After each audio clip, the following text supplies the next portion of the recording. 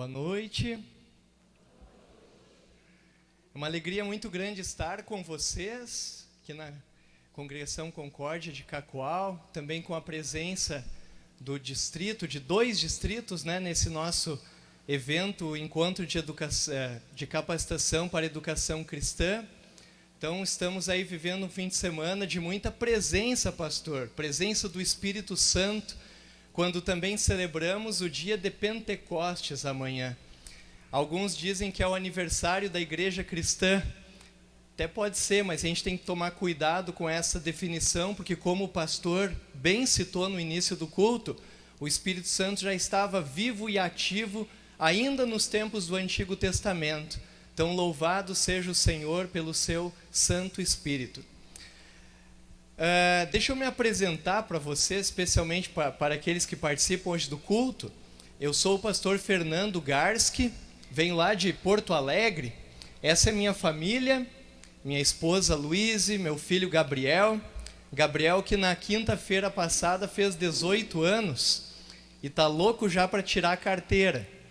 Só que como deu aquelas enchentes todas lá no Rio Grande do Sul, o sistema do Detran está fora do ar e por isso ele tem que esperar mais um pouquinho para conseguir tirar a tão sonhada habilitação. E assim nós estamos lá no Rio Grande, no meio de muitas dificuldades, de uma tragédia sem precedentes, algo que, se algum tempo atrás a gente falasse que ia acontecer, certamente a maioria duvidaria e diria que isso nunca jamais aconteceria. Mas, ao mesmo tempo que Deus permite essa tragédia, Ele também motiva pessoas, e nós estamos vendo pelo Brasil afora e no Rio Grande do Sul, talvez a maior onda de solidariedade que, pelo menos eu já tenha visto na minha vida. Então, como Deus é especialista em fazer no meio do mal, Ele faz brotar o bem. Deus é especialista nisso, em transformar o mal em bem. Então, irmãos e irmãs, continuem orando pelo povo do Rio Grande do Sul, por todos aqueles que também perderam uma vida de trabalho, perderam pessoas, e que esse povo, com a ajuda de todos, possa também reconstruir a sua vida, a sua história, e com a ajuda de Deus levantar a cabeça daqui para frente. Hoje eu quero conversar com vocês sobre esse tema, liderança inspiradora firmada na palavra. Nesse ano, os encontros de capacitação estão focando na formação de professores e professoras de escola dominical. Mas no ano passado nós focamos na formação de liderança. Mas não aquela formação de liderança no sentido de ensinar o velho e bom líder a fazer o que ele tem que fazer. Nós falamos de liderança num outro sentido, num sentido espiritual. No sentido de lembrar a igreja de que os nossos líderes na igreja precisam ser, antes de tudo, pessoas firmadas na palavra. Precisam ser pessoas cristãs, convictas, consagradas, e especialmente que se relacionam e recebem de Deus aquilo que Deus tem para eles. Quero que você pense agora numa pessoa que inspirou você na fé, alguém que foi um líder inspirador para você.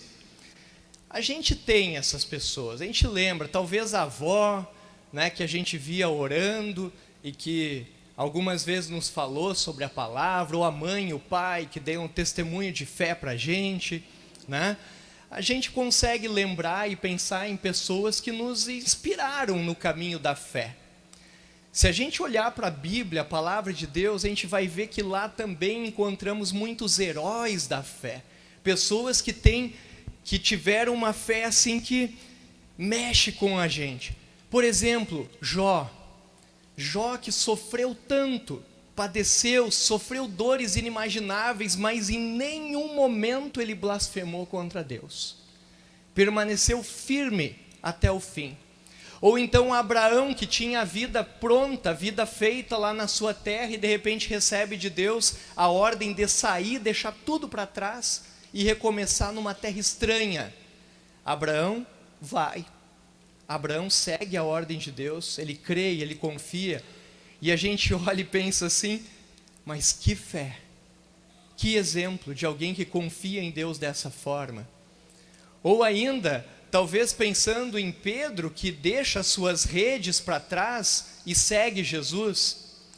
O apóstolo Paulo, que tinha posição social, que era alguém respeitado na sua comunidade, de repente ouve o chamado de Deus, é convertido à fé cristã, e vocês podem ver na Bíblia, dali em diante a vida dele fica difícil, fica penosa, mas em nenhum momento Paulo acha aquilo ruim, pelo contrário, ele diz: eu sei estar contente em toda e qualquer situação.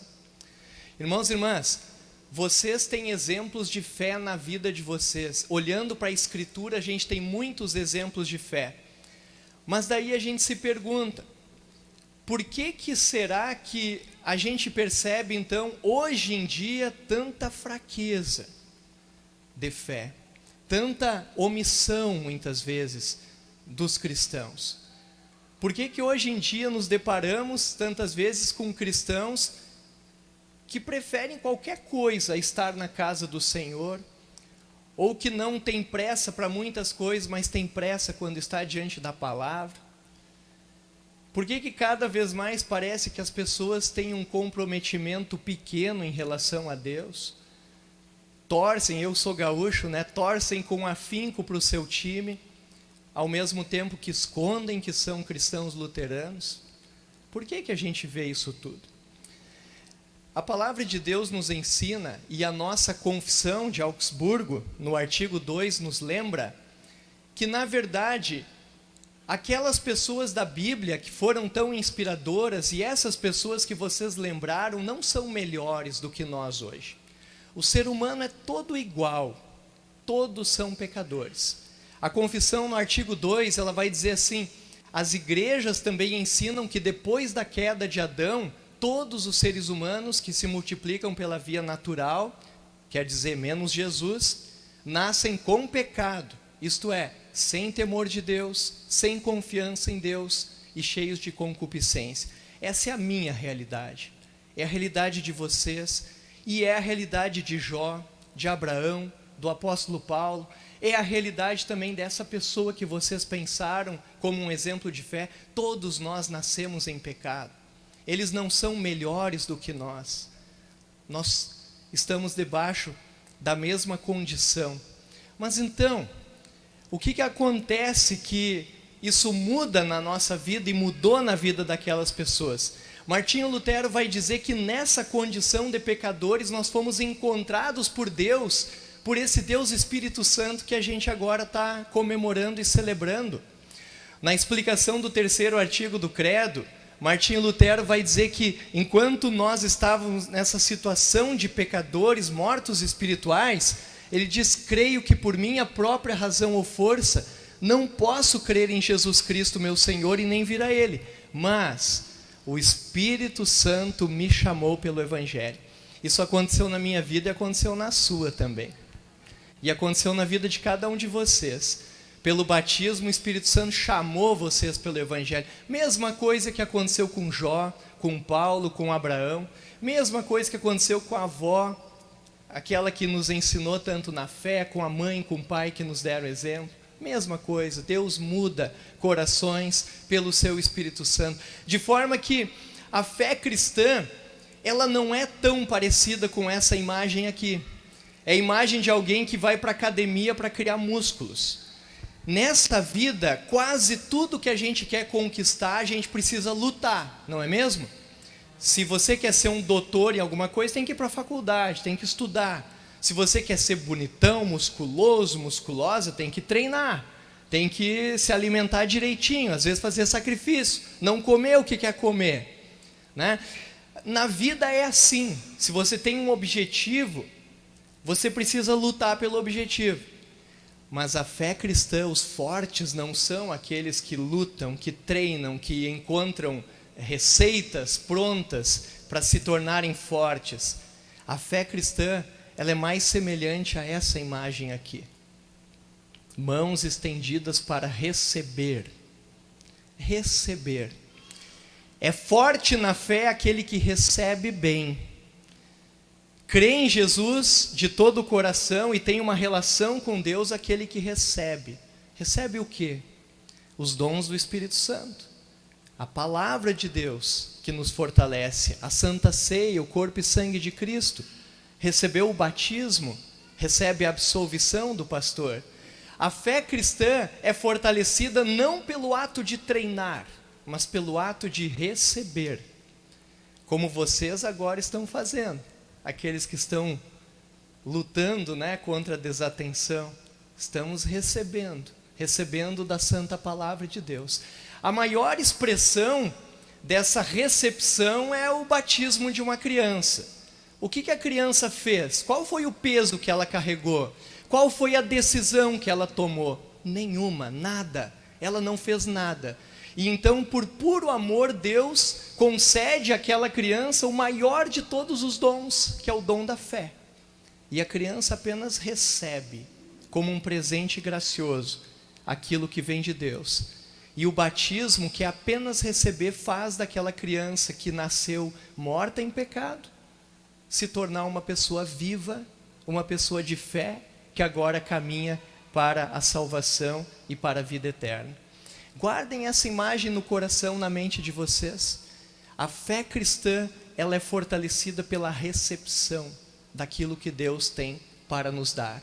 Recepção da sua palavra, da Santa Ceia, do perdão, no momento da absolvição.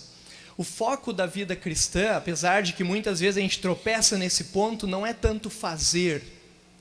Nós só fazemos porque recebemos.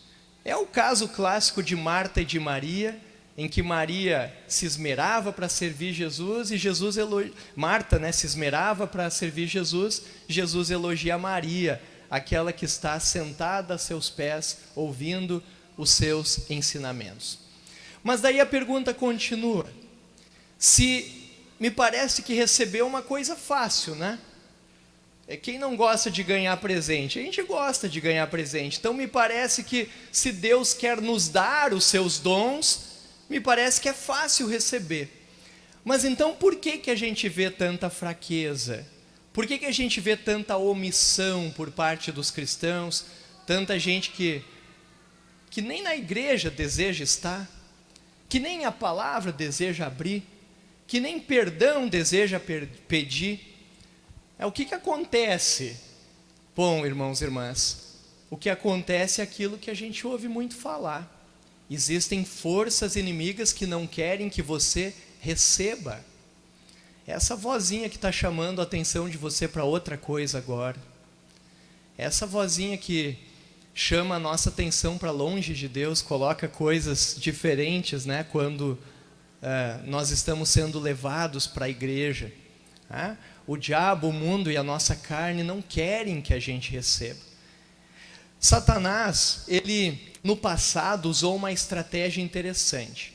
Jesus, ele disse que o ladrão, ele vem somente para roubar, matar e destruir. Essa tarefa do diabo não é outra, mas é roubar, matar e destruir. No passado ele fazia isso de forma literal. Se vocês abrirem os livros da história, vão ver que no passado a igreja era perseguida. Ou seja, era crime ser cristão.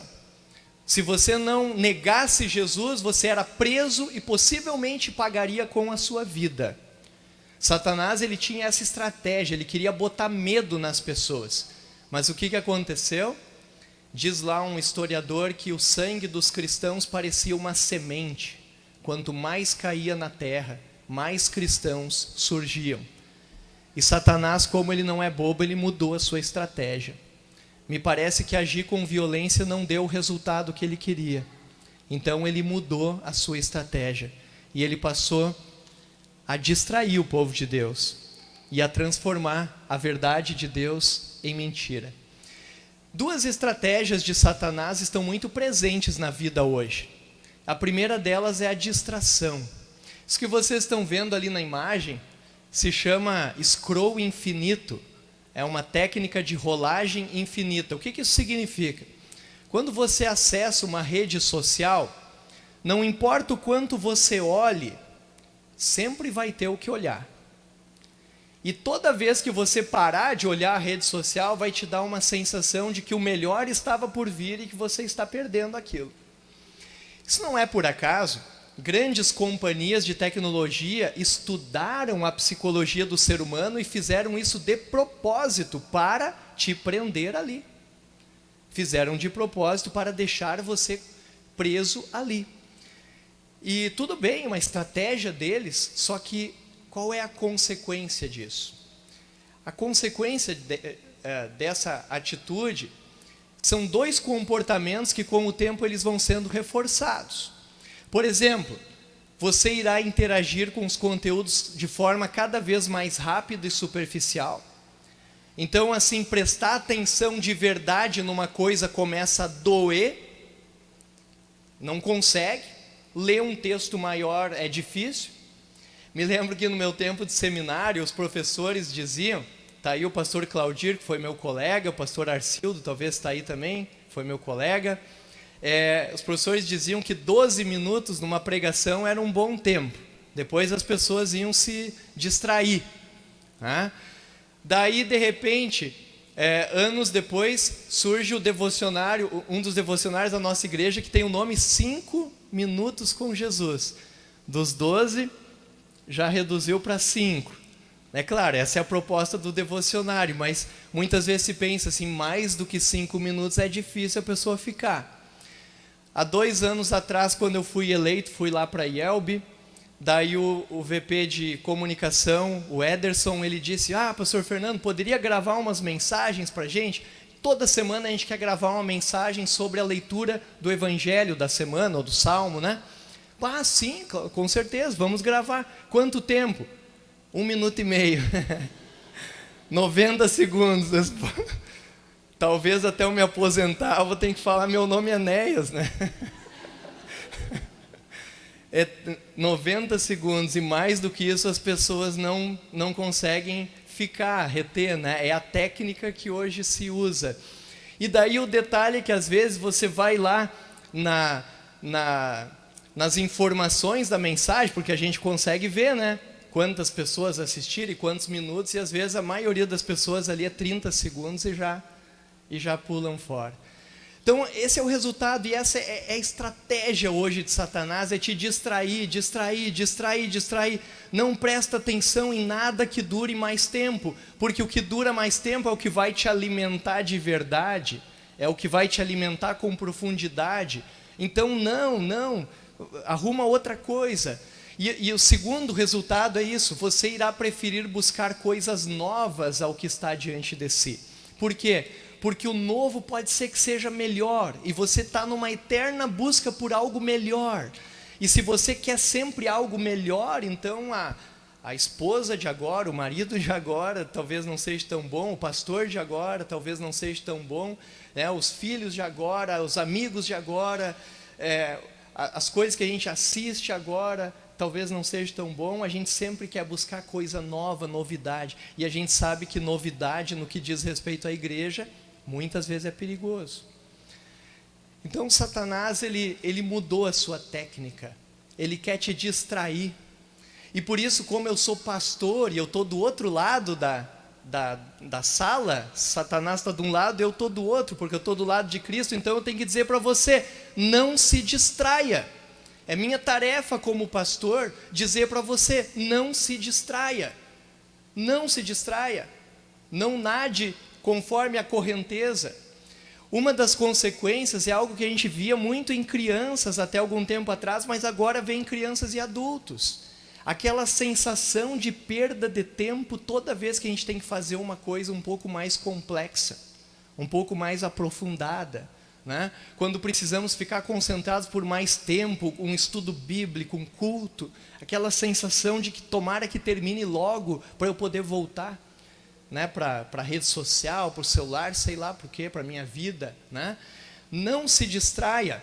Qual é o único peixe que é levado pela correnteza? Aqui dá para falar de peixe, né? O pessoal diz que entende bastante. Qual é o único peixe que se deixa levar pela correnteza? É o peixe morto. É o peixe morto. Os outros peixes não são levados pela correnteza, só o peixe morto. Então não sejamos peixe morto, mortos, não se distraia. A segunda estratégia de Satanás, se a primeira é te distrair, a segunda ela é tão perigosa quanto. E eu resumo nessa frase: o consumo indiscriminado de conteúdo. E alguém pode dizer, mas ficou difícil.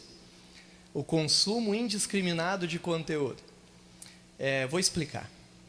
Quem é que entende essa imagem ali? Quem é que sabe? Os jovens não sabem o que é isso ali, mas os mais antigos que olhavam o SBT, esses vão lembrar. Trata-se do Chaves, ali a porta da bruxa do 71. E vejam vocês quem está ali batendo na porta do 71. As testemunhas de Jeová. São audaciosos, foram lá evangelizar a bruxa do 71. O que eu quero mostrar para vocês com essa imagem é o seguinte: antigamente, quando alguém vinha trazer uma mensagem que era estranha à nossa fé, batia palmas lá na frente da nossa casa, muito respeitosamente a gente agradecia, e a pessoa lá dizia, posso estudar a Bíblia com você? E a gente dizia, obrigado, eu já tenho a minha igreja, estudo a Bíblia lá com o meu pastor. E a gente dizia com muito carinho, sigam. Dificilmente um cristão, alguém ia dizer, mas que legal, vocês trazem a mensagem de que Jesus não é Deus, é isso mesmo que eu queria ouvir, venham, sentem aqui no sofá que eu vou fazer um café. Não, café vocês não tomam, tem que ser chá, eu faço um chá. Ninguém ia fazer isso. A gente não ia convidar para entrar na nossa casa alguém que traz uma outra mensagem, um outro evangelho. Hoje a gente faz. Hoje a porta da nossa casa está aberta. Hoje, através dos equipamentos eletrônicos, pastores de tudo que é denominação nos ensinam. Falam com a gente, nos convencem. Não é verdade? É mensagem de tudo que é tipo, de tudo que é conversa, a gente recebe e compartilha. E envia. Ou seja, aqueles que gentilmente nós não deixávamos entrar na nossa casa no passado, agora estão entrando, e estão nos ensinando, e estão moldando nossa fé. Isso é um problema. Vocês querem ver? Eu trouxe aqui como exemplo mensagens que eu recebi pelo WhatsApp, esses cardzinhos que o pessoal gosta de mandar. Todas essas mensagens foram mandadas por pessoas luteranas. E todas elas têm algum problema de doutrina contra a igreja, contra a nossa doutrina. Alguns mais fácil de ver, outros mais difícil, mas todos têm. Lembrem, todos esses aqui eu recebi de alguém da nossa igreja. Primeiro, sua oração moveu a mão de Deus, prepare o coração porque milagres acontecerão. Não sei se já te falaram hoje, mas eu vou te dizer, Deus te ama muito, você vai conseguir realizar todos os seus sonhos, seu coração é incrível, não desista, sua bênção virá no tempo certo, amém? Daí eu digo assim, eu estou saudável, estou tranquilo, eu recebo isso ali como mensagem de bom dia, eu leio, legal, isso aqui, Deus está comigo, vou para o meu trabalho, vou tranquilo, não me afeta, não me faz mal. É tranquilo. Agora, imaginem que aquela vovozinha fiel da igreja de Deus aqui, mas que está enfrentando um câncer terminal, imagina que ela recebeu essa mensagem. E ali está dizendo, o teu milagre vai acontecer. E aquela vovozinha pensa, então acho que é isso aí mesmo, se eu tiver fé, o milagre vai acontecer. Só que os dias passam e ela vai piorando de saúde. E de repente lá no final ela vai chegar a duas conclusões. Uma delas é, Deus não existe. Porque se Ele existisse, Ele teria me curado. E a segunda delas é, eu não tenho fé suficiente. Porque Deus não me curou. E se eu não tenho fé, eu vou para o inferno. Vocês perceberam? Parece inofensivo. E é inofensivo para quem está forte, está tranquilo, vai ler isso ali, nem vai prestar atenção, vai seguir a vida. Mas de repente lá numa pessoa vai tocar no coração e vai, quem sabe, fazer com que a pessoa caia da fé. Vê a responsabilidade disso, né? Depois, bom dia, que a gente saiba agradecer o pouco para que possamos merecer o muito. Feliz sábado. Muita luz na sua vida. Então eu recebi ali um feliz sábado e um muita luz na sua vida. Tem algum problema de dizer feliz sábado? Hoje é sábado. Não tem, né? Feliz sábado, feliz domingo, feliz segunda, não tem. Não fosse o fato de que feliz sábado é uma estratégia de uma denominação cristã que quer disseminar a ideia de que o sábado é o dia mais importante da semana. E no momento que eu compartilho o feliz sábado, eu estou ajudando essa denominação nessa estratégia de disseminar que o sábado é o principal dos dias da semana. Muita luz na sua vida, tem algum problema? Não tem, né? A luz do mundo é Jesus, então se eu desejo muita luz na tua vida, estou dizendo que Jesus esteja na tua vida. Não fosse o fato de que muita luz na sua vida é uma saudação no Espiritismo, conhecida no Espiritismo, né? Entende? Então, são coisas melindrosas, que nem eu disse para vocês, todas essas eu recebi de luteranos. Não deixe que o estresse ou a raiva estraguem o seu dia, a paz é sempre o melhor caminho. Essa é outra dessas mensagens que se pega a gente num dia legal, não vai fazer, não tem problema. Mas imagina que você está realmente estressado. Você brigou com o chefe, ou brigou com a esposa, com o esposo, está naqueles dias assim que parece que não devia nem ter saído da cama. E daí quando vê, chega a mensagem assim, não deixe que o estresse ou a raiva estrague o seu dia. Ah, que simples, que bonito, né? Eu estou bravo, estou estressado, mas não, agora eu recebi essa mensagem, ufa, agora o estresse passou. Isso não existe, irmãos. Isso não existe. Isso é quase uma ofensa para a gente, né? Tem coisas que fazem parte da vida e não são resolvidas magicamente, né? Então, se fosse tão fácil assim não sentir raiva, não sentir estresse, daí o mundo seria o paraíso. Mas o fato é que essas coisas não vão embora só porque tu quer. Às vezes são problemas mais severos que você precisa administrar. Vocês percebem? Tudo parece inofensivo, mas através dessas coisas a nossa fé vai sendo moldada. Através dessas conversas o nosso pensamento vai sendo moldado. Aqueles que antes a gente deixava seguir o caminho estão entrando na nossa casa. E essa é uma estratégia de Satanás. Daí vem o apóstolo Paulo, o apóstolo João em 1 João, na sua carta, capítulo 4, versículo 1, e ele vai dizer, e podemos ler juntos, para mudar um pouquinho a voz aqui? Amados,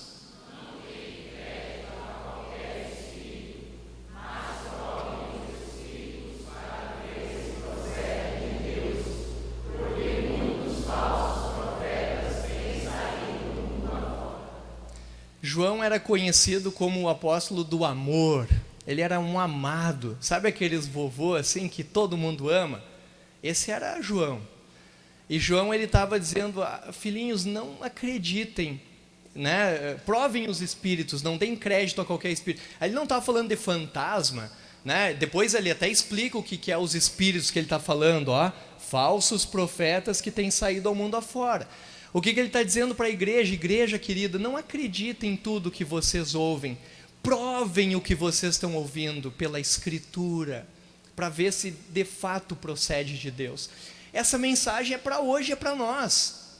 É para nós. Prove o que você está ouvindo, para ver se de fato procede de Deus. Dia após dia, em tudo que você ouve, recebe, prove. Porque muitos falsos profetas têm saído pelo mundo afora. E assim muitos querem então a igreja, né? A igreja drive-thru, tipo o McDonald's da espiritual. Está tudo aqui, Senhor, 2 louvores médios, uma oração pequena e um sermão light. E a gente acha, tá bem bom, tá ótimo, eu fui na igreja, bati o meu cartão lá, tá beleza. Ou então, Jesus prospera, tá cheio de gente. Jesus cura, tá cheio, não tanto, mas tá cheio de gente, porque as pessoas querem mais dinheiro do que saúde quase.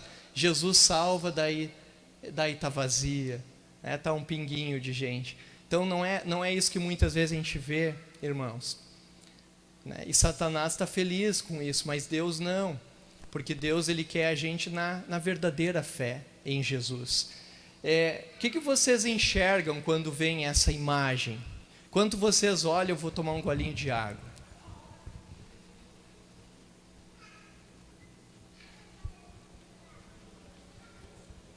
As profs que ouviram minha palestra de tarde, elas pensam assim, eu não vou responder, vem pegadinha. Eu ouvi alguém falar cobra. Quase impossível não enxergar a cobra, porque a cobra nos ameaça, né? É importante enxergar a cobra. Mas olhem para a imagem, uma linda casa em estilo enxaimel. Os alemães gostam, né? Um riozinho ali, dentro do seu curso, né? Águas cristalinas, um lugar paradisíaco. Isso aqui parece aqueles quadros, tirando a cobra fora, parece aqueles quadros que a gente vê na casa do vô, né? Que tem uma paisagem linda que a gente fica como criança sonhando em morar num lugar daqueles, né? Só que é interessante que a gente enxerga a cobra. E é normal enxergar a cobra, porque se a gente não tirar a cobra dali, não tem como aproveitar o resto, né?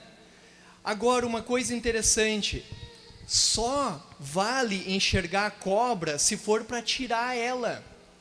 Não adianta a gente enxergar a cobra e ficar o tempo inteiro enxergando a cobra. E a cobra, bom, não posso usar esse lugar por causa da cobra, a cobra. Não, tu tem que enxergar a cobra para dar um jeito de espantar ela dali, para que você possa estar em paz. E aqui é um primeiro ponto, o líder inspirador. A gente falou até agora de problemas, de estratégia de Satanás, que provoca distração, que espalha conteúdo de mentira. Só que o líder inspirador, ele não vai ficar o tempo inteiro olhando para esses problemas. Ele vai olhar para esses problemas apenas na medida de tentar resolver, de tentar amenizar. Mas a gente não vai focar nisso. Por quê? Porque muito mais do que o falso conteúdo que entra na nossa casa, entra ali também Jesus, a palavra de Deus. Porque muito mais do que Satanás que quer nos distrair, nós temos o Espírito Santo que nós celebramos no dia de amanhã, domingo de Pentecostes, que tem o poder muito maior de Satanás, e ele quer de fato nos manter firmes, nos manter atentos à palavra. O líder inspirador, ele busca entender os problemas apenas na medida da necessidade, ele não foca no problema, ele foca na solução. Até agora a gente falou do problema, mas a gente precisa focar na solução. Como é que a gente pode superar esses problemas e ajudar a nós mesmos e aos outros a promovermos uma vida cristã receptiva? Como é que a gente pode, de fato, cuidar para que a gente receba os dons que Deus tem para nós? Para que a gente não se distraia e não falsifique esses dons. E aqui um primeiro ponto, um ponto central. Não foque no problema. Seja intencional com o culto. Se é verdade que tem muita mensagem errada entrando na tua casa, lembra que tem uma outra casa que está aberta todas as semanas para te receber. E existe um púlpito da onde a boa mensagem é pregada. E todas as semanas essa mensagem é pregada.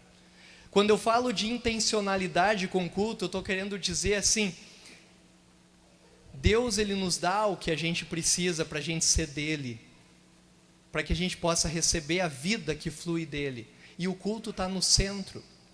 Se é verdade que em muitos lugares a gente ouve uma má conversa a respeito de Deus, no culto a gente ouve a boa conversa, e por isso o culto, ele é central. É no culto que a vida cristã receptiva acontece, porque é no culto que as bênçãos que Deus quer nos dar, elas se unem. Onde é que os batismos acontecem? Sua maioria é no culto. Onde é que o perdão dos pecados é anunciado e recebido? É no culto. Onde é que a palavra de Deus é pregada e ensinada? É no culto. Onde é que Jesus vem a nós com seu corpo e sangue? É no culto. Então não dá para dizer, eu vou no culto quando der, vou no culto quando eu não tiver visita, eu vou no culto quando eu não tiver outra coisa para fazer. O cristão, ele precisa ter uma postura intencional com o culto. Ele precisa dizer assim, esse é o meu momento com Deus e com meus irmãos na fé. Será que a gente compreende o que acontece no culto? Esse aqui é um gráfico americano, a gente não tem boas estatísticas do Brasil, mas esse gráfico mostra que desde 2013 até 2020, a presença das pessoas no culto lá nos Estados Unidos vem caindo. E aqui um detalhe interessante para as mulheres. Lá em 2003, a diferença entre as mulheres que iam no culto toda semana e os homens era gritante. Cerca de metade das mulheres ia no culto uma vez por semana nos Estados Unidos, enquanto 37% dos homens. Era uma boa participação. Isso veio caindo. Hoje, cerca de 29% das mulheres e 29% dos homens. Hoje, lá nos Estados Unidos, não dá mais para dizer que as mulheres vão mais à igreja que os homens. É mais ou menos igual. Mas o que importa é que caiu muito a frequência. Eu não sei o que vocês têm experimentado nas congregações de vocês. Eu até acredito que não seja esse o caso por aqui, porque eu vi muita gente animada e feliz aqui com o trabalho, né? E que continue assim. Mas vocês sabem, e é verdade, que quanto mais o tempo passa, menos pessoas vêm e participam do culto. Será que as pessoas estão entendendo o que é o culto? Será que elas estão entendendo que o culto é o momento, é o lugar onde Deus nos serve com as suas bênçãos?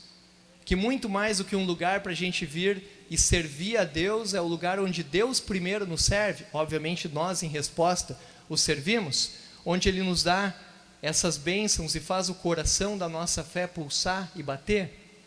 A centralidade do culto não é o nosso servir, mas o servir de Deus. E no momento que eu entendo isso, vir ao culto passa a ter um outro significado. Vocês querem ver? Eu continuo membro da congregação São Paulo de Novo Hamburgo. A minha igreja fica a 40 quilômetros de distância da minha casa. Aqui para vocês, 40 quilômetros não é muito. Eu sei que o pessoal aqui está acostumado a grandes distâncias. Para vocês terem uma ideia, ao percorrer esses 40 quilômetros, eu passo por 4 distritos da nossa igreja. Eu atravesso quatro distritos para ir participar no 5º distrito longínquo lá. Ultrapasso várias cidades nesses 40 quilômetros.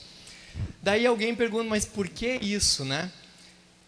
Irmãos e irmãs, normalmente eu faço isso porque a gente participa no culto na quinta-feira lá, como final de semana a gente viaja. Quando eu estou do lado da minha esposa e do meu filho, e o pastor diz, eu perdoo os teus pecados em nome do Pai, do Filho e do Espírito Santo, naquele momento eu sei que os meus pecados estão perdoados. Naquele momento eu olho para minha esposa que está do meu lado e eu sei que os pecados dela estão perdoados. Naquele momento eu espio meu filho que toca bateria, está lá tocando bateria, e eu sei que os pecados dele estão perdoados. E eu entendo que depois, quando a gente junto vai na Santa Ceia, nós estamos recebendo uma bênção sem tamanho de Deus. Ali é o lugar da certeza do amor de Deus. Ali é o lugar que a gente não pode, não vai abrir mão. É o lugar onde Deus está tratando pessoalmente conosco. Por isso, essa cena aqui não é condizente. O culto é lugar de festa. O culto é lugar de alegria. O culto é lugar de receber aquilo que Deus tem para nós. O culto é central na vida do cristão. Segundo lugar, não foque no problema. Intencionalidade com ambiente devocional. Os mais antigos vão lembrar que no passado os pais tinham sempre um momento de devoção durante o dia.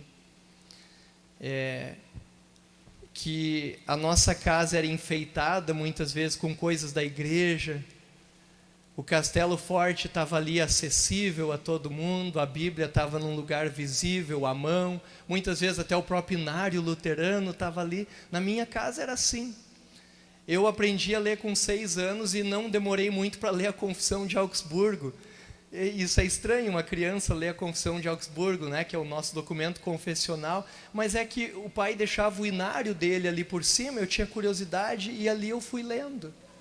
Interessante isso. Isso é muito mais do que fazer uma devoção durante um momento do dia, é você ter na sua casa um ambiente devocional, um ambiente onde a palavra de Deus aparece. No No ano passado, no livro de estudos bíblicos, eu não sei se vocês fazem esses estudos com frequência, tinha uma história lá, que é a história da Bisa Eufrida. Ela é bisavó de um pastor da igreja, que foi o autor do estudo, o pastor Jonas Glink, e ele testemunhou uma coisa muito bonita. Ele disse que ele ia visitar a Bisa Eufrida e ela tinha quadros na parede. E aqueles quadros eram bordados em alemão. Daí acho que até tem um lá, né? Que eu não vou me arriscar a falar. Gott segne dieses Haus und alle, die da gehen ein und aus. Deve estar errado. Mas ele tem uma mensagem cristã. Alguém sabe traduzir? Oi?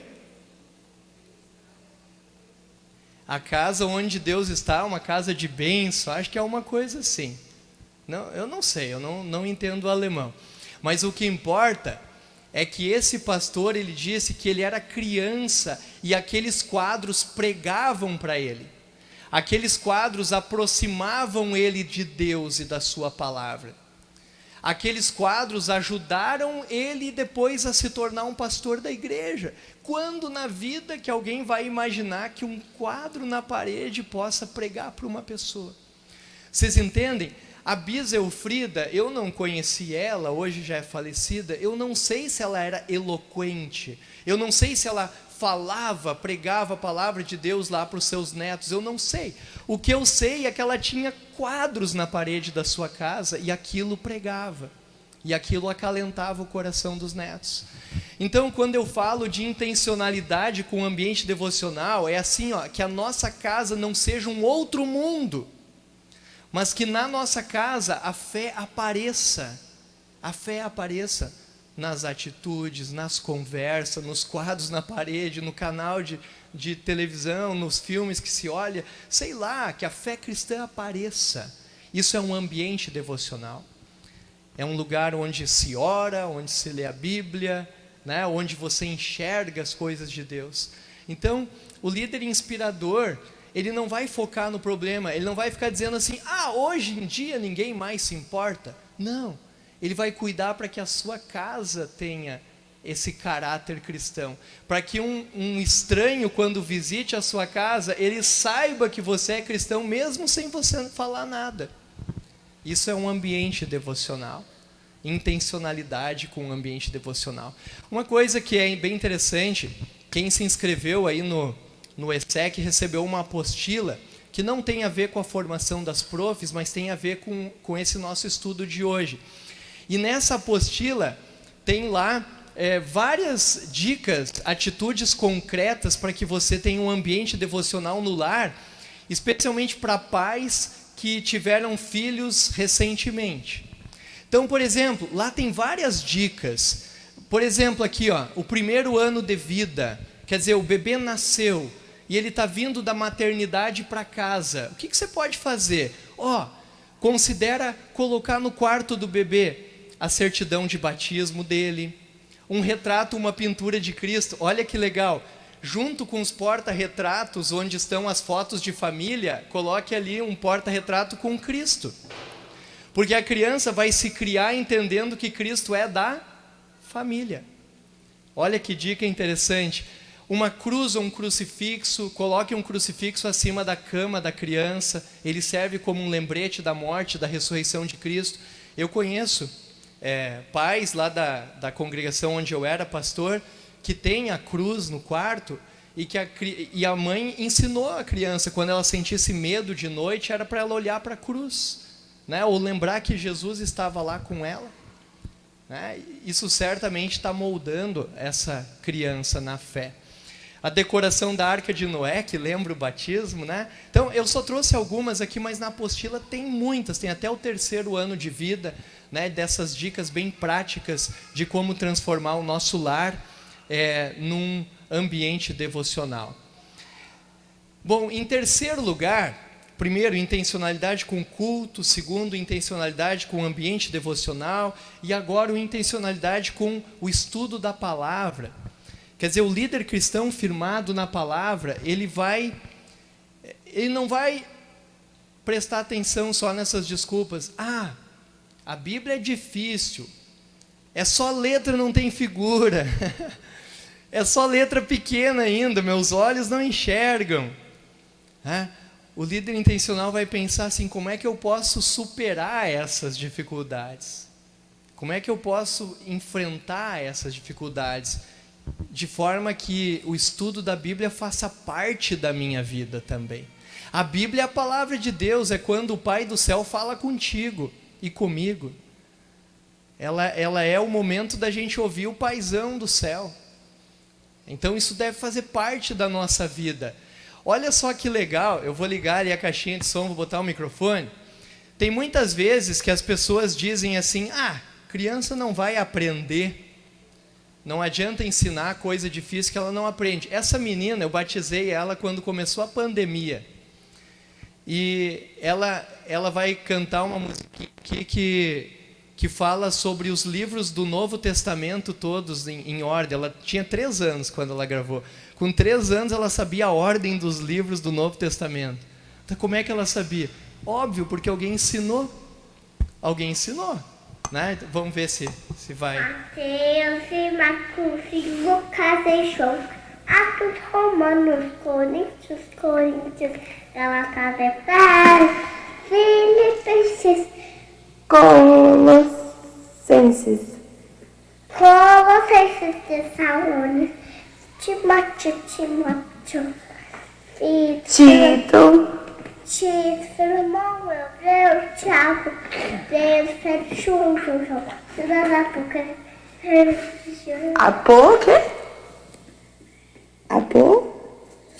Apocalipse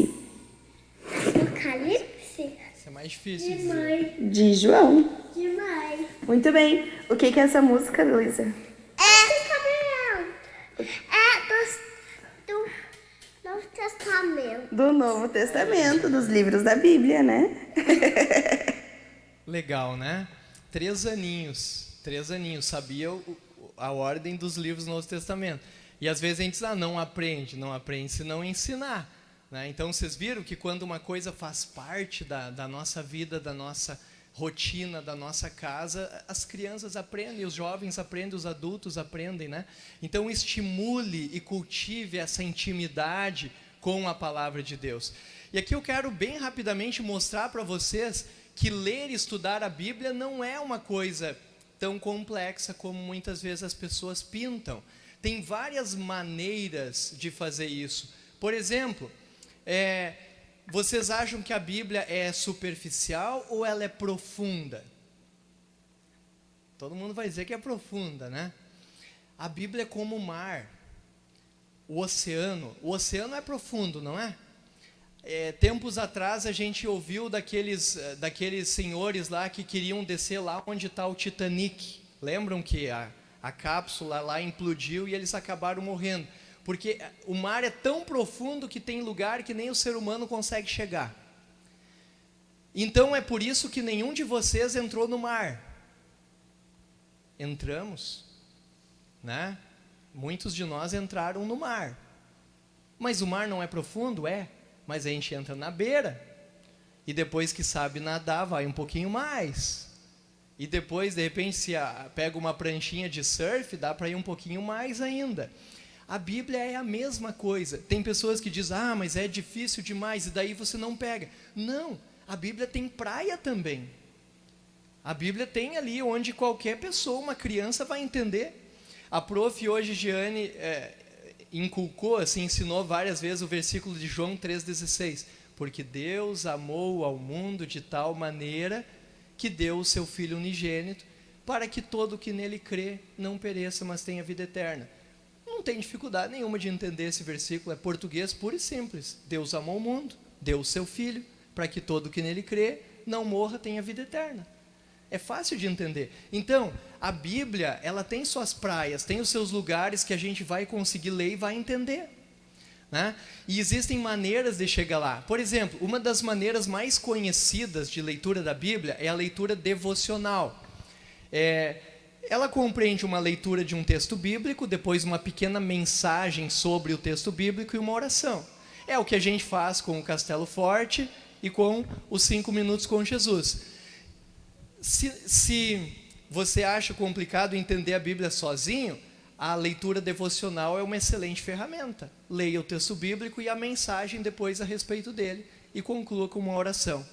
Mas se você já consegue ir um pouquinho além de tentar, né, de fato, ler a Bíblia sem uma ajuda devocional, então, por exemplo, tem um jeito que se chama de leitura orante. O barbeiro de Martinho Lutero uma vez escreveu uma carta para ele perguntando como orar. Acho que era Pedro o nome, deixa eu ver ali. Sim, barbeiro Pedro. Ele escreveu: Lutero, como é que eu posso orar? Lutero respondeu com um pequeno escrito chamado Uma Singela Forma de Orar. Lutero não entendeu orar assim como baixar a cabeça e fazer uma oração.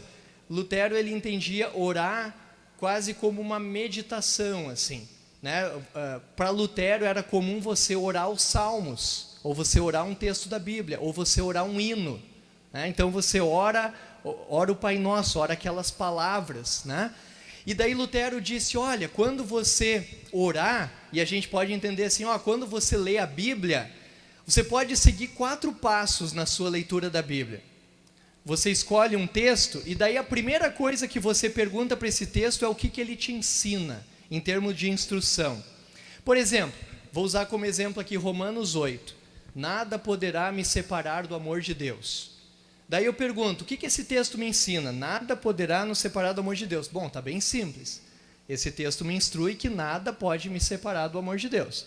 O segundo passo, pergunta se aquele texto te dá alguma razão de gratidão.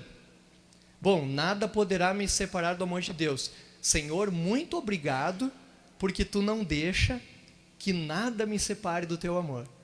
Então, no segundo momento, eu agradeço a Deus por causa da bênção que Ele me concede ali. O terceiro é uma confissão. Baseado naquele texto, onde eu erro? Nada poderá nos separar do amor de Deus. Senhor, me perdoa, porque muitas vezes eu tento me separar do teu amor. Muitas vezes eu vou atrás do pecado. Muitas vezes eu quero ir longe de ti. Então isso é uma confissão. E daí, por fim, uma petição. Daí você diz: Senhor, ajuda-me a confiar, mesmo quando não parece, mesmo na hora da enchente, mesmo na hora que eu perder a produção, mesmo na hora que uma doença grave chegar na minha família ou na minha vida, me deixa eu lembrar que nada pode me separar do teu amor. Então essa é a leitura orante de Lutero, esses 4 passos, e isso você pode aplicar com qualquer texto da Bíblia. Pergunta pela instrução, agradece, confessa e pede algo. Essa leitura orante. Depois, lá na apostila vai ter inúmeros planos de leitura bíblica. O que são planos? São maneiras de organizar uma leitura. E tem vários tipos de planos de leitura. Tem, por exemplo, o plano cronológico. A Bíblia não foi escrita de uma maneira cronológica, no sentido que começa lá com a criação e termina no Apocalipse, e ela vai evoluindo cronologicamente, né? Não. Tem muitas vezes na Bíblia que um livro que está na frente fala de fatos que aconteceram antes desse livro que eu estou lendo agora, que está atrás. Então, um plano de leitura cronológica separa os textos bíblicos de forma que você vai lendo na ordem dos fatos. Então, a criação, daí depois, né, a queda em pecado, assim vai indo até o Apocalipse. O plano anual, tem muitas pessoas que gostariam de ler a Bíblia num ano. São 3 capítulos por dia e nos domingos 5 capítulos. Você lê a Bíblia num ano. Mas por onde começar? Sociedade Bíblica do Brasil oferece um plano de leitura para que essa leitura faça sentido. Então, se você quer ler a Bíblia num ano, na apostila tem o QR Code, mas se você não tem a apostila, procura no Google, plano de leitura, Sociedade Bíblica para ler a Bíblia num ano. Aí você vai encontrar. Plano temático, esse aqui é bem interessante também. Estou em depressão e eu quero a ajuda da Bíblia na minha depressão. Vai ter plano de leitura que te guia nessas leituras para você enfrentar a depressão. Fiquei desempregado, estou preocupado, o futuro está incerto. Existe um plano de leitura da Bíblia que vai guiar a tua leitura, né, para que a Bíblia possa também te auxiliar na tua reflexão nos momentos da vida. Plano de leitura do Antigo e do Novo Testamento, plano de leitura seletiva. São alguns exemplos de planos de leitura da Bíblia, são guias que nos orientam na leitura. Também dá para estudar a Bíblia com Bíblia de estudo. Nós temos a Bíblia de estudo da Reforma, que é maravilhosa, né? Ou seja, tem ali explicações, recursos que auxiliam na compreensão. Leituras do ano da igreja, poucas pessoas sabem, mas no site da IELB tem lá as leituras dos próximos domingos, de forma que se você quer saber os textos que o pastor aqui vai ler no domingo que vem, você pode olhar, vai estar lá os 4 textos, o Salmo, o Antigo Testamento, a Epístola e o Evangelho. Imagina se você pensa assim, olha, na terça eu vou ler o Salmo, na quarta o Antigo Testamento, na quinta a Epístola, na sexta o Evangelho, e final de semana eu vou ler todos de novo no culto e vou ouvir a pregação. Olha que legal, né? Ia fixar bastante a mensagem. Então isso está ali disponível no site da igreja, ó, né? Para cada domingo quais são as leituras bíblicas do culto. A gente chama isso de série trienal. As leituras bíblicas que no culto de Pentecostes vão ser lidas, são lidas em todas as congregações no Brasil, em todas as luteranas no mundo e em muitas igrejas católicas também, porque a série trienal ela não pertence só à igreja luterana ou católica, ela é de toda a igreja cristã. Então é interessante isso, né? O inário luterano é um grande tesouro, uma preciosidade, né, que a gente deveria ter sempre à mão também. Para os jovens, o Bible Journaling, que é uma maneira de ler a Bíblia, são Bíblias com margens, que você pode ir lendo e interagindo, colocando ali o que você entendeu. Se você gosta de arte, pode enfeitar a sua Bíblia, né? Então são Bíblias com margens, a gente chama de jornada bíblica. Você pode ler a Bíblia e interagir com o que você está lendo. É muito legal. Ou escutando a Bíblia também. Eu não vou botar aqui o vídeo, que o tempo já está curto, né, pastor? Mas para quem não consegue mais ler, que a letrinha é pequena, tem um aplicativo na Bíblia que é o YouVersion, que ele lê a Bíblia para você. Você escolhe lá o texto, dá o play e ele vai ler a Bíblia. Tá? Não é que nem o Cid Moreira que romanceava, é que ele lê a Bíblia mesmo ali, como tá escrito, né? E também, deixa eu ver aqui, podcasts e estudos bíblicos online. Olha só isso aqui, pessoal. A nossa igreja tem um canal, que é o canal Cristo para Todos, canal CPT no YouTube. Eu ouço muito falar, a nossa igreja não tem conteúdo, eu tenho que escutar o sermão lá do pastor, não sei das quantas, da outra igreja, porque a nossa não tem conteúdo. Isso não é verdade, não é verdade. O canal CPT tem muito conteúdo lá dentro. Agora olha que coisa triste aqui, ó. A nossa igreja tem mais de 200 mil pessoas, esse canal tem 8 mil pessoas inscritas só. Vocês querem ver um negócio que tem nesse canal, que é a série Crescendo em Cristo? São estudos de pastores da nossa igreja sobre textos bíblicos. Por exemplo, Êxodo no capítulo 1, vai lá, clica lá e escuta um pastor da nossa igreja explicando Êxodo capítulo 1. Ali o outro, Apocalipse capítulo 1, você clica lá, tem as playlists certinho, né? Você vai pelo livro, pelo capítulo, eu quero estudar João capítulo 20, você vai lá e vai ter um pastor da nossa igreja explicando João capítulo 20. É uma pena, né, que isso aqui tenha tão poucos inscritos assim. É um material riquíssimo que vale muito a pena. Não foque no problema, intencionalidade na relação com a igreja. Nós luteranos somos muito críticos de nós mesmos, isso está meio que no nosso DNA. Eu gosto de vir assim para o norte aqui, quando eu cheguei assim, eu vejo mesmo os pastores e lideranças numa positividade muito grande. Isso é bonito de ver. Não é assim em todo lugar. Tem lugar que as pessoas são muito negativas em relação à igreja. Acham muitas razões de crítica na igreja e poucas razões para elogio, né? Nós seres humanos somos meio assim. Só que a gente precisa ter intencionalidade com relação à igreja. A igreja é uma bênção. A igreja é uma bênção. Por quê? Hoje cresce o movimento das pessoas que não querem ter igreja. Elas querem ser cristãos tipo numa ilha, assim. Sou cristão sozinho. Vocês sabem que isso não é possível. A igreja é criação de Cristo, né? É criação do Senhor Deus. A igreja é um corpo. Não existe corpo só de dedo. O corpo ele é formado por várias partes.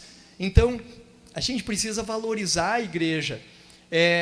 Lutero, ele vai continuar lá a explicação do 3º artigo, vai dizer assim: mas o Espírito Santo me chamou pelo Evangelho, e assim também chama, congrega, ilumina e santifica toda a cristandade na terra, e em Jesus Cristo a conserva na verdadeira e única fé.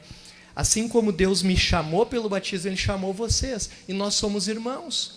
Vocês querem saber uma coisa? O nosso vínculo espiritual é mais forte que o vínculo de sangue que a gente tem. Eu sei que a nossa sociedade se baseia bastante no vínculo de sangue, mas a nossa irmandade espiritual é para sempre. Pode ser que um parente de sangue nosso não seja salvo, mas a nossa irmandade, ela é para sempre. É um vínculo espiritual muito grande. A igreja também serve para confessar o evangelho em momentos que o evangelho é atacado. Aqui está Lutero na dieta de Worms, né, confessando lá diante do imperador a pura palavra de Deus. Imagine se não tivesse a igreja para fazer isso, para confessar a pura palavra.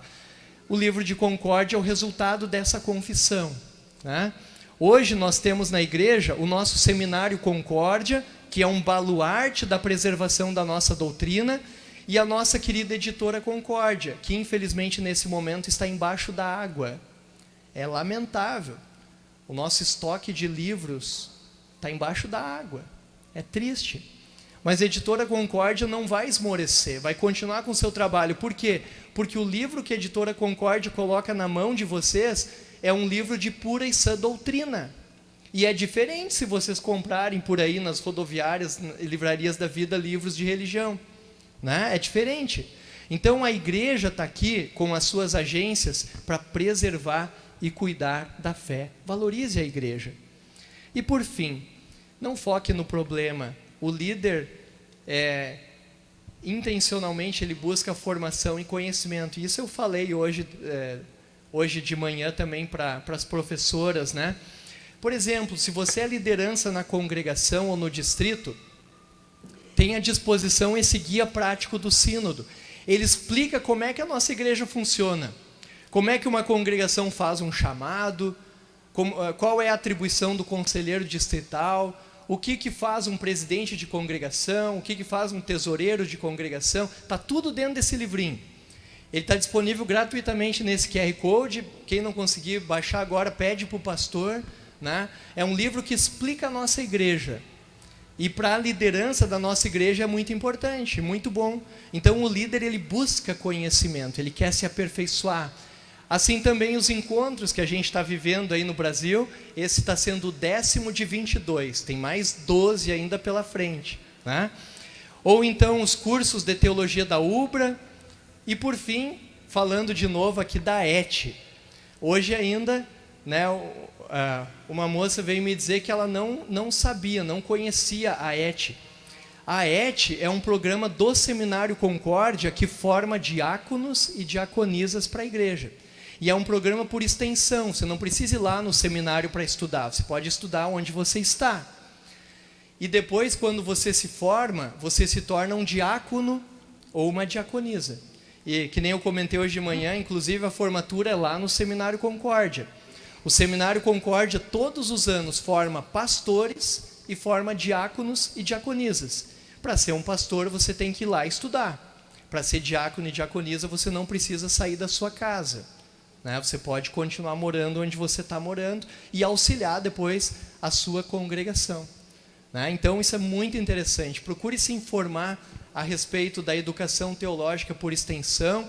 Eles têm curso de ação social, tem curso de educação cristã, tem curso sobre Bíblia, né? Vale muito a pena se esforçar. Por fim, irmãos e irmãs, liderança inspiradora. Que vocês também possam ser pessoas cristãs que inspirem as novas gerações, né? Olha a mocinha ali, que ela também tenha em quem se inspirar. Que nós sejamos líderes inspiradores para essas novas gerações. Ao longo da vida, as dádivas de Deus, o batismo, a palavra, o perdão, a santa ceia, vão gerar o crescimento e o fortalecimento na fé e na ação. E essa liderança alimentada pela palavra e sacramentos será intencionalmente comprometida e engajada com a Igreja de Cristo. Não olhe só para o problema, olhe para a solução. Para concluir, então, eu concluo, pastor, com esse pequeno vídeo que vai dizer isso. Não olhe apenas para o problema, olhe para a solução do problema.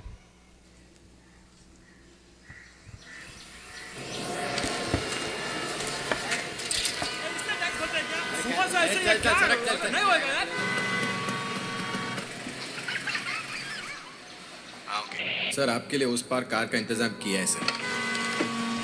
Sir आइए सर। ये चल चल।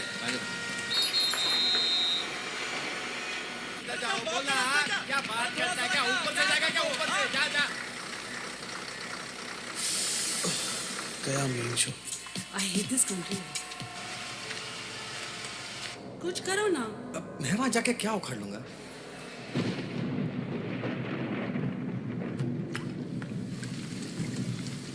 कैसी जाने बूंदे आए, जाने कैसा दर्द लाई, सामने क्या है ये तेरे, क्यों रुका है तू बता रे हो।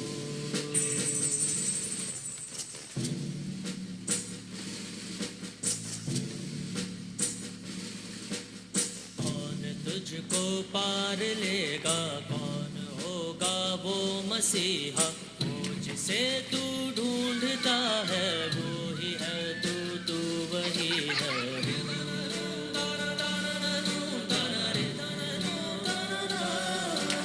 तुझ में तेरा रास्ता है, तुझ में तेरा है सहारा, तू ही तुझको पार लेगा, तू ही है तेरा किनारा।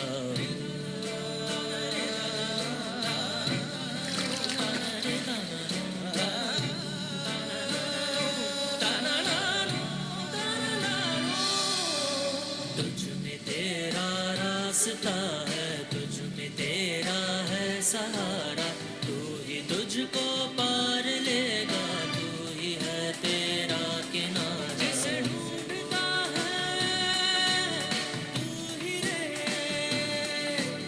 तू ही रे, तू ही रे तेरा मसीहा हो। Todo esse esforço Cristo fez na cruz para que o acesso ao Pai esteja liberado e para que nunca falte para nenhum de vocês e nem para mim tudo o que é necessário para a nossa salvação e para que a gente tenha uma fé firme e inabalável. Que Deus os abençoe e obrigado.